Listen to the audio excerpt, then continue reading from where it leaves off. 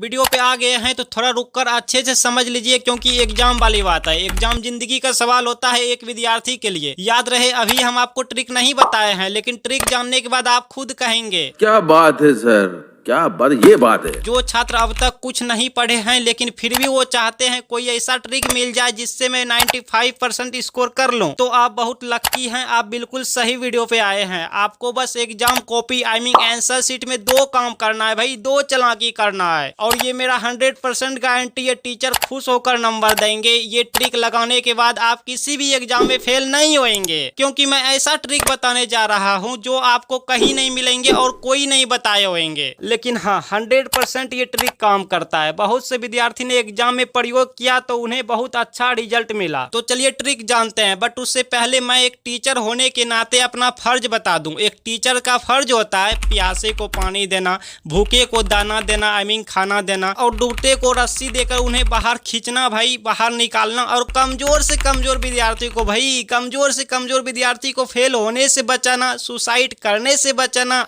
Exam में उनका नैया पार लगाना। तो आज मैं आपका नैया पार लगाने जा रहा हूं। तो ये है सोशल साइंस का क्वेश्चन पेपर। आपके पास कोई भी सब्जेक्ट का क्वेश्चन पेपर क्यों ना हो, सभी में ये ट्रिक काम करते हैं। आज हम इस वीडियो में 2 से 3 सब्जेक्ट के क्वेश्चन पेपर में ये ट्रिक लगा लगा कर आपको सिखाएंगे। आप वीडियो को ध्यान से देखिए और समझने की कोशिश कीजिए। तो चलिए सबसे पहले सोशल साइंस में ट्रिक लगाते हैं। अगर आपका सोशल साइंस सब्जेक्ट नहीं है फिर भी आप बने रहिए वीडियो पे। इस ट्रिक को सीखकर आप अपने सब्जेक्ट में लगा सकते हैं। सबसे पहले प्रश्न पेपर में जो जो प्रश्न आता है उसका आंसर देंगे। उसके बाद जो प्रश्न का उत्तर नहीं जानते हैं उसमें ट्रिक लगाएंगे। जी हाँ, प्रश्न पेपर में बहुत से प्रश्न रहते हैं। अब उसमें से ना 1 क्वेश्चन, 2 क्वेश्चन, 1 प्रश्न, 2 प्रश्न या 3 प्रश्न का उत्तर जानते ही होंगे आप। तो जो जो प्रश्न का उत्तर आप जानते रहेंगे उनका आंसर सबसे पहले लिखेंगे, उनका उत्तर सबसे पहले देंगे आंसर शीट में। अब जो जो क्वेश्चन के आंसर नहीं जानते हैं ना उसमें ट्रिक लगाना है आपको। अब ट्रिक क्या है समझिए ध्यान से। मान लीजिए इस क्वेश्चन के आंसर आप नहीं जानते हैं, तो ट्रिक लगाने से पहले आपको ना इस तरह से आंसर शीट में लिख लेना है, जैसे असहयोग आंदोलन प्रथम जन आंदोलन था, आप देख रहे हैं यहाँ पे। अब ट्रिक कहता है कि सबसे पहले ऑब्जेक्टिव में खोजना है। अब इस क्वेश्चन को ऑब्जेक्टिव में पूछा है क्या, या इसी से रिलेट ऑब्जेक्टिव में पूछा है क्या, आइए हम देख लेते हैं। तो मैं सभी ऑब्जेक्टिव को ध्यान से बारीकी से देख लेता हूँ। तो मैंने देख लिया, एक भी ऑब्जेक्टिव इससे नहीं पूछा है, मतलब ट्रिक नंबर ए हमारा यहाँ पे फेल कर गया, ये ट्रिक नहीं लागू हुआ, तो ये ट्रिक नहीं लगाना है। अब ट्रिक नंबर बी देखिए क्या है। बी में कहता है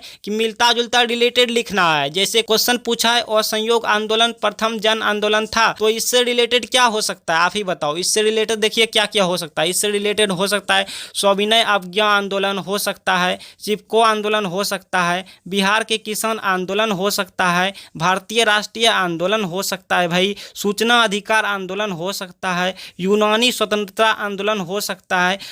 कोई भी आंदोलन आपको याद है ना तो लिख देना है, क्योंकि एग्जामिनर खुद कहता है कि बच्चे की कॉपी में कुछ ना कुछ लिखी होनी चाहिए जिससे मुझे भी नंबर देने में बने। अगर आप सादा पेज, खाली पेज छोड़कर आएंगे तो एग्जामिनर 0 नंबर देंगे, लेकिन वहीं पे छोड़ने के बजाय कुछ से कुछ मिला जुला कर लिख देंगे तो एग्जामिनर कुछ नंबर दे देंगे। अच्छा, अब कुछ विद्यार्थी बोलेंगे सर मुझे मिलता जुलता रिलेटेड कुछ भी ना आए तो क्या करें, कुछ भी सर मुझे नहीं आए तो हम क्या करें। तो आपको ट्रिक नंबर सी को फॉलो करना है। ट्रिक नंबर सी कहता है कि आपको ना जो भी प्रश्न का उत्तर आता है, जो भी आपको याद है उसे लिख देना है, क्योंकि वैसे भी नहीं लिखेंगे तो सदा पेज, खाली पेज छूट जाएंगे, क्वेश्चन खाली चले जाएंगे और उस क्वेश्चन का नंबर नहीं मिलेंगे। तो इससे अच्छा है खाली क्यों छोड़ना भाई, जो याद है वो लिख दो ना। अब आपके सामने सेम टू सेम यही ट्रिक साइंस के क्वेश्चन पेपर में लगाते हैं। आप ध्यान से देखिए और समझने की कोशिश कीजिए कि सबसे पहले जो जो प्रश्न का उत्तर आप जानते हैं उसे लिख देना है आंसर शीट में, कॉपी में, ठीक है। अब मान लीजिए ये क्वेश्चन के आंसर आप नहीं जानते हैं। जी हाँ, विद्युत मोटर का क्या सिद्धांत है, सपोज डेट आप नहीं जानते हैं, और आप ये भी नहीं जानते हैं 2 ऊर्जा स्रोतों का नाम लिखिए, ये भी आप नहीं जानते हैं। तो ट्रिक क्या कहता है, इसमें ट्रिक लगाना है। कैसे होगा,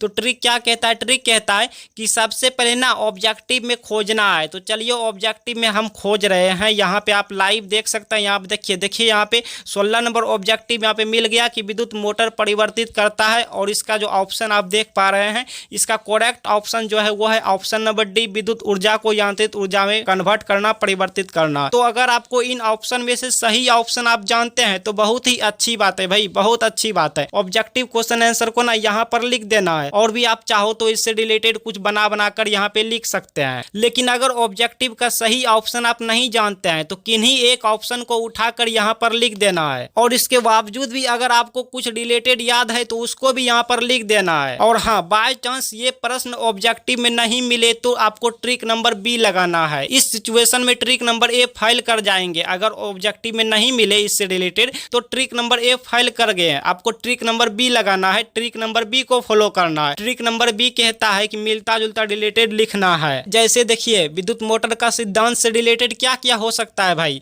हो सकता है विद्युत जनित्र का सिद्धांत, हाँ आप लिख सकते हैं विद्युत जनित्र का सिद्धांत, इससे रिलेटेड आप लिख सकते हैं अगर आपको याद है तो। विद्युत मोटर का कार्य आप लिख सकते हैं, लाइक विद्युत जनित्र का कार्य आप लिख सकते हैं, इसका कार्य क्या है, कैसे वर्क करता है, ये सब आप लिख सकते हैं। या तो आप विद्युत मोटर के चैप्टर से जो भी आपको याद है ना, आप उसे भी लिख सकते हैं। अब कुछ विद्यार्थी कहेंगे सर कुछ भी ना आए तो क्या करें इस सिचुएशन में, हमको विद्युत मोटर रिलेटेड कुछ भी ना आए, कुछ भी नहीं आए सर, तो हम क्या करेंगे? तो आपको इस सिचुएशन में ना जो प्रश्न का आपको उत्तर याद है उसे ही लिख देना है, लेकिन सादा पेज, खाली पेज नहीं छोड़ना। अब मान लीजिए ये भी क्वेश्चन का आंसर नहीं आता है तो ट्रिक कहता है सबसे पहले ऑब्जेक्टिव में इससे रिलेटेड या दो ऊर्जा स्रोतों का नाम खोजना है। अगर ऑब्जेक्टिव में ना मिले तो ट्रिक नंबर बी और ट्रिक नंबर सी को लगाना है। तो हम ऑब्जेक्टिव में खोज रहे हैं, यहाँ पे 40 नंबर में निम्न में से कौन, यानी ये जो चार ऑप्शन है इनमें से कौन सा ऊर्जा स्रोत सौर ऊर्जा के भी उत्पन्न नहीं है। तो आप ध्यान से देखिए, निम्न में से कौन सा ऊर्जा स्रोत, यानी ये जो चारों ऑप्शन है